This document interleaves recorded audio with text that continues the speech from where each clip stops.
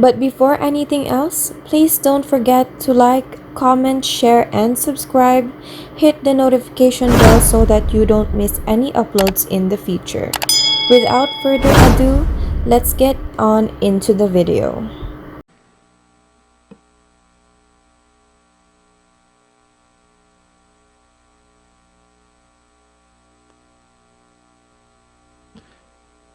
Deputy Speaker, you're now recognized.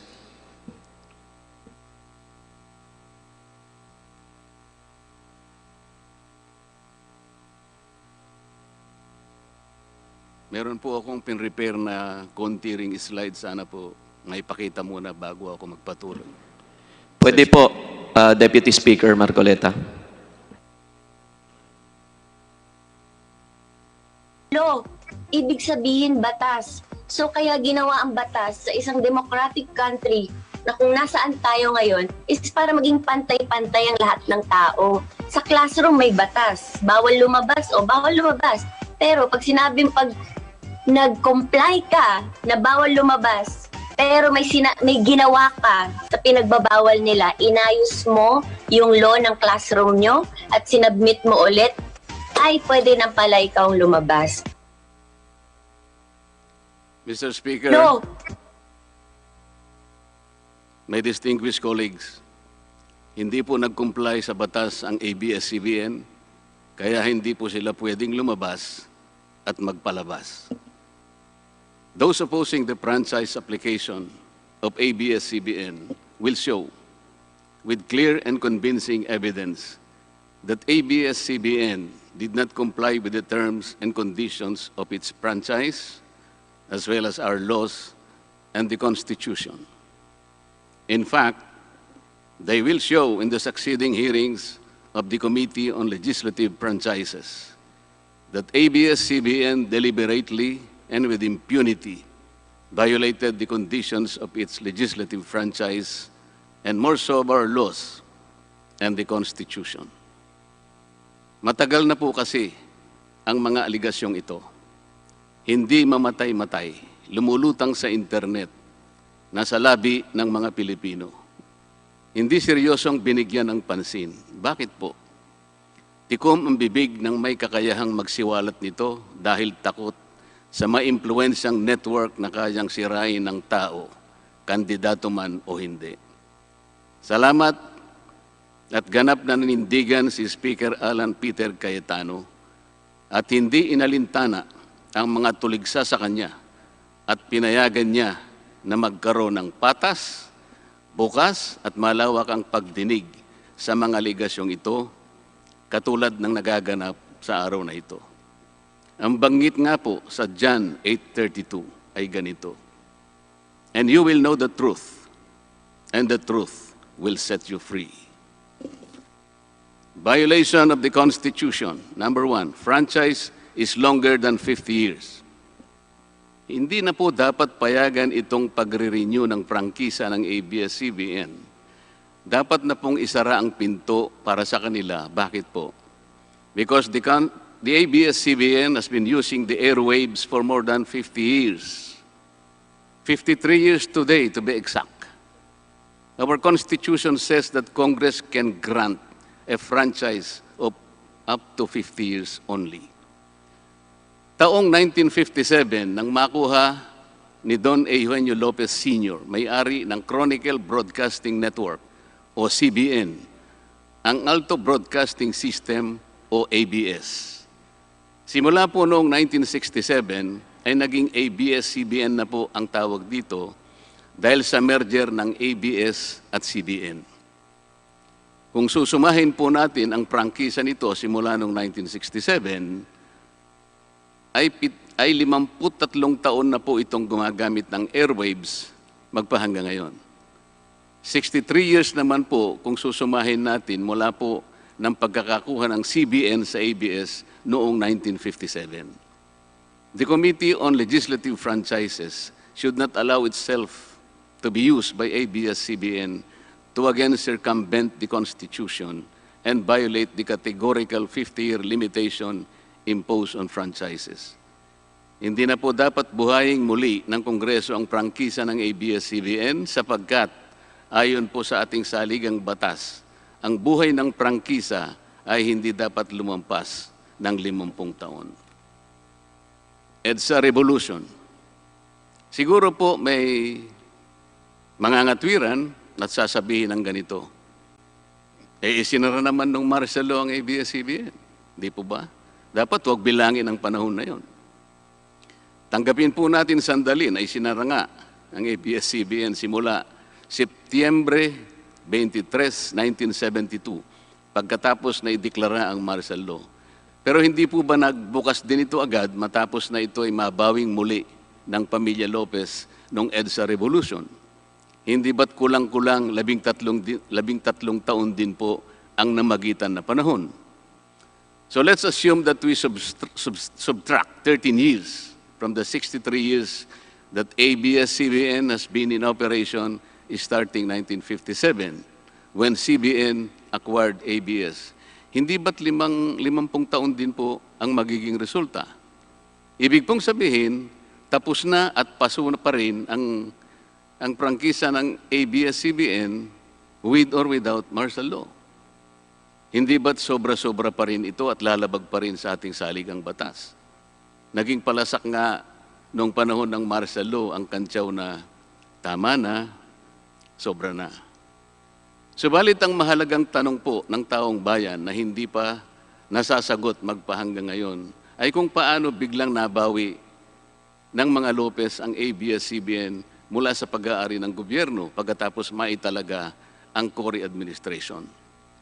Sinulatan po noon ni dating Senador Lorenzo Tanyada ang Presidential Commission on Good Government na isoli na sa mga Lopez ang ABS-CBN kahit may arbitration pang nagaganap sa pagitan ng pamahalaan at ABS-CBN. Na i-turn over po agad ang istasyon ng ABS-CBN sa mga Lopez sa kabila ng wala pang pagtukoy sa tunay na pagmeme-ari nito ayon sa kautusan sa Board of Administrators na binuo sa Letter of Instruction number 1 ni Pangulong Cory Aquino. Sa ngayon po ay wala man lang mailabas na papeles tungkol dito ang PCGG. Nagbayad po ba ang ABS-CBN sa Administrasyong Cory Aquino? Nag-public bidding po ba? Bakit tila ura-urada at habang magulo pa ang lahat dahil katatapos lang ng EDSA Revolution, ay biglang napasakamay na muli ng mga Lopez ang ABS-CBN? Nakabatay po ba ito sa batas? Hindi po ba dapat sagutin ng ABS-CBN ang mga tanong na ito upang mapanagot po ang dapat na managot kung meron man? Foreign ownership. Puntahan naman po natin ang muling pagbubukas ng ABS-CBN noong 1986.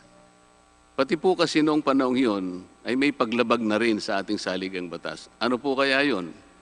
Dahil Amerikano at hindi Pilipino ang may-ari at namahala sa ABS-CBN na mariing ipinagbabawal ng saligang batas. Congress should deny the franchise application of ABS-CBN for its clear violation of the Constitution, requiring 100% Filipino ownership and management of mass media companies. ABS-CBN's former president, Mr. Eugenio Gaby Lopez III, was an American citizen when he took the helm of the company in 1986 as director, then president, and then chairman in the later years.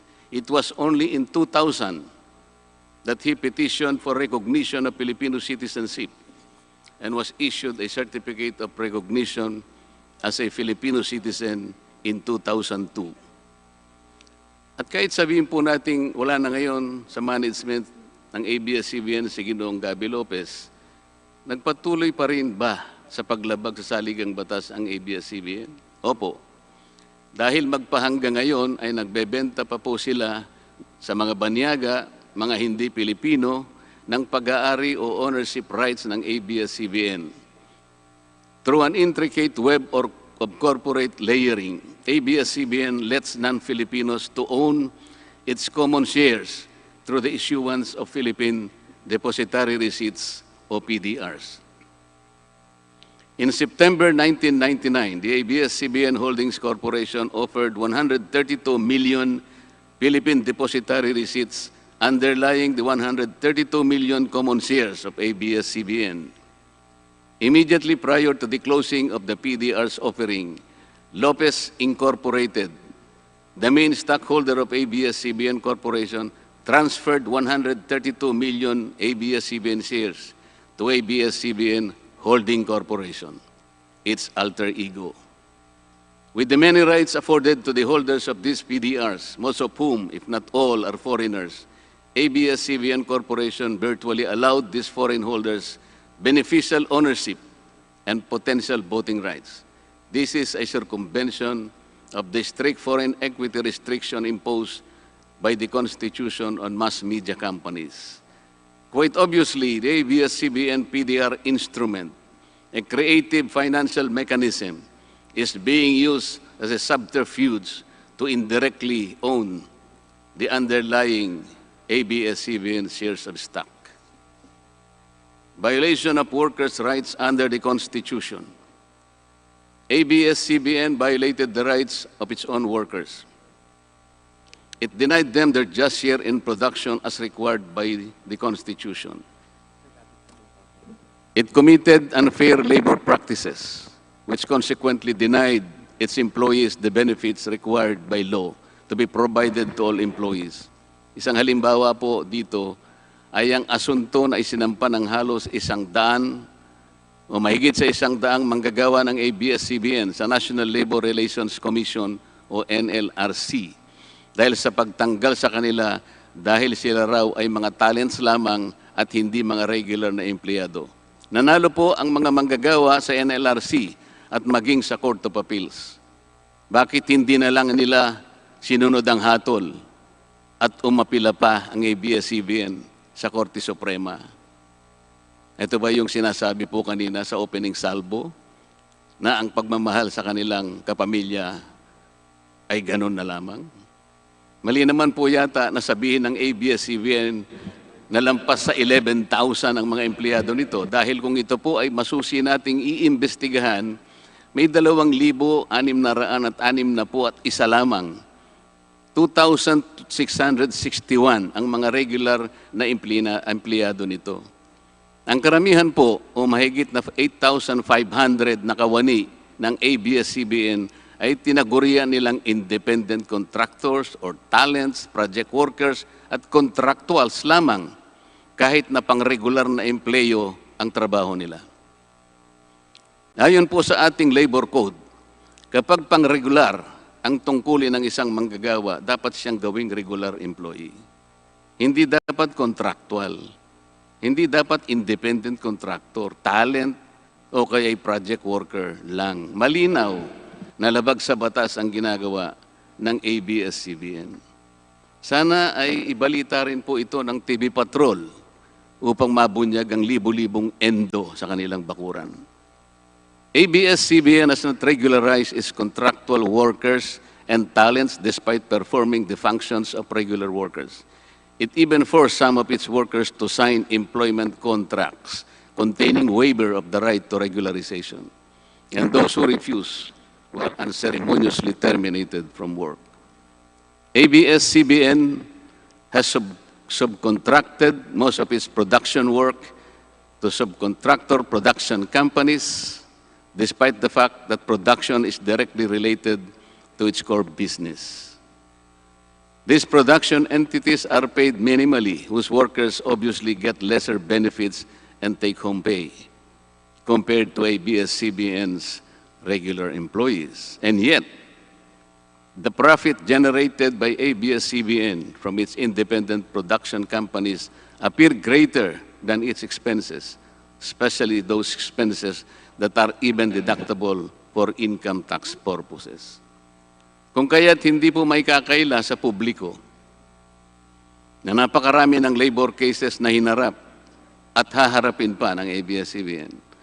Ang masaklap pa po dito ni hindi nagbibigay ng contribution ang ABS-CBN para sa benepisyo ng kanilang mga empleyado. Dahil po sa 2,661 lang ang regular employees nito, ang mga ito lang ang may benepisyo. Ang iba po na mahigit 8,500 na nagtatrabaho sa ABS-CBN ay wala po ni katiting na government-mandated benefits na natatanggap katulad ng SSS, PhilHealth, o kaya pag-ibig. Kanina po sa opening salvo, narinig po natin na ang kanila pong isinasangkalan ay yung kanila pong mga kawani, mga manggagawa. Ang kongreso pong ito ay nakikidalamhati. Nalulungkot din po. Bakit naman po hindi? Kung pwede po nating ipaghalimbawa, sandali lamang po, ang ABS-CBN sa isang jeepney driver. Alam po niya na wala siyang prangkisa. Nagsakay po siya ng napakaraming pasahero. Yung mga pasahero naman po, bago sumakay doon, hindi naman niya tatanungin sa driver, Mamang driver, mamang chopper, kayo po ba ay may prangkisa? Yung rota po ba ninyo, pinapayagan yan? Wala pong nagtatanong na gano'n kasi mabilisan eh. Pare-pareho pong nagmamadali. Anong pong masita siya ng LTFRB? Gagamitin po ba nung driver na yon o nung taxi driver na yon o yung bus operator na yon? Kawawa naman po yung pasahero namin kung patitigilin mo ngayon. Meron pong pupunta sa ospital, meron pong pupunta sa trabaho, meron pong pupunta sa eskwela. Napakarami pong gawain itong mga taong ito. Ito po ba ang ibibigay po ninyong halimbawa? Hindi po ba dapat kayo muna ang kauna-unahan na nag-isip ng kapakanan nila? Ilagay ninyo sa magandang kalagayan ang pagpapatupad ng prangkisa ninyo at wala pong malalagay sa alanganin. Huwag po ninyong isasangkalan ngayon ang inyong mga manggagawa at kani-kanilang pamilya. Hindi po ganun. Sasagutin po ninyong aligasyon na ito, hindi po sa pamamagitan ng emotional appeal. If this indeed the true house of the people, the Committee on Legislative Franchises must side with the poor workers of ABS-CBN in denying its franchise, justice to them will be finally served, although ironically, this will also entail some sacrifice on their part. Political bias. ABS-CBN has been biased and partisan in favor of particular candidates and against certain candidates during the 2010 and 2016 presidential elections, contrary to the terms of its franchise and in violation of the Omnibus Election Code. Hindi naman po lingid sa kalaman ng marami, kung hindi man lahat, kung paano naging pro-Noynoy Aquino ang ABS-CBN noong 2010 at pro-Grace po at Leni Robredo naman noong 2016. It is also a matter of record that ABS-CBN failed to air some of President Duterte's political advertisements during the 2016 campaign period, despite receiving the payment for said political ads. Ang masakit po dito, kung hindi pa sila pinigilan ng korte sa pamamagitan ng isang TRO, ay nakahanda na palang ipalabas ng ABS-CBN sa bisperas mismo ng pagtatapos ng campaign period ng 2016 presidential elections. Ang mga anti-Duterte advertisements na binayaran ng isang dating senador. Sinadya ang timing para hindi bigyan ng pagkakataong makasagot pa si Mayor Duterte na noon ay kandidato bilang presidente.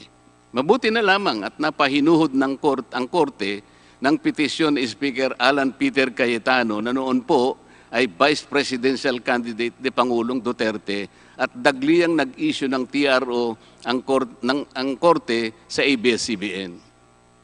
It is now a public knowledge that President Rodrigo Duterte and Speaker Alan Peter Cayetano expressed their disappointments over ABS-CBN's unfair reportings and meddling in previous elections. For those opposing the franchise application, hindi na po dapat payagan ng ABS-CBN na muling pakialaman ang politika sa ating bansa. Panahon na para ang taong bayan ang pumili ng mga namumuno na gusto nila at hindi ang napipisil ng ABS-CBN. Paalala lang po sa ABS-CBN, you are a broadcasting company, not a political kingmaker. Either you play ball or you play fair.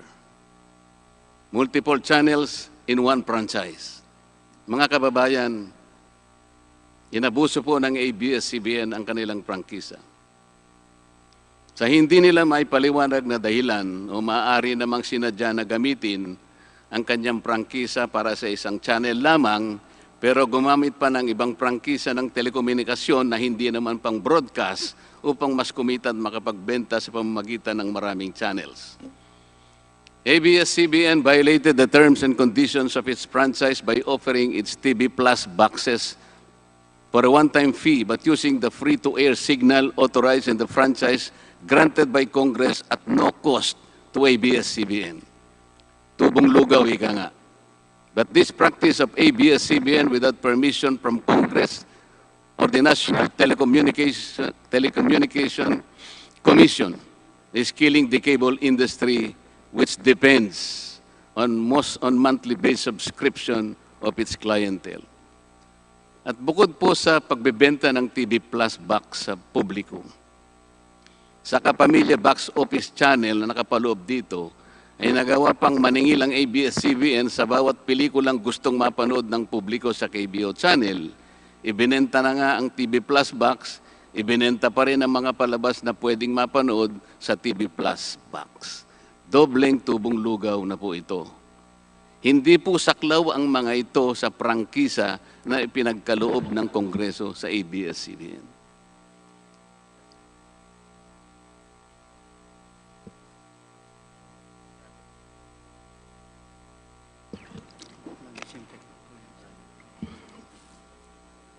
ABS-CBN, contrary to the terms and conditions of its franchise, operated this pay-per-view channel, otherwise known as the Kapamilya Box Office, or KBO, without a valid permit from the NTC.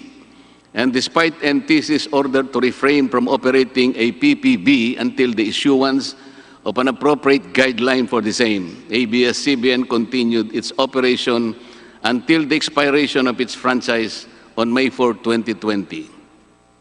Tax evasion. ABS-CBN also violated the terms and conditions of its franchise by engaging in tax avoidance schemes, which deprived the government of the much-needed revenue. It used its wholly owned subsidiary, Big Dipper Digital Content and Design, Inc., a PESA-registered company, as tax shield. Its main customer is ABS-CBN Hungary. And because of this unconscionable tax avoidance scheme, ABS-CBN alleged effective tax rate in 2018 was at negative 5%. This means that ABS-CBN managed to avoid paying taxes in 2018. Bakit po ang GMA7 na hindi naman kasing laki o kasing yaman ng ABS-CBN ay nakapagbayad ng buwis sa pamahalaan ng 1.6 billion pesos noong 2018?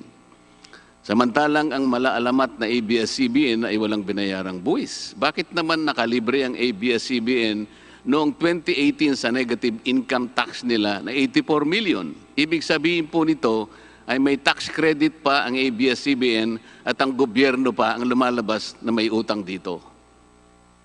Wala pong pagkakaiba ito, mga kababayan, sa isang taong nangutang sa tindahan, binigyan pa ito ng sukli.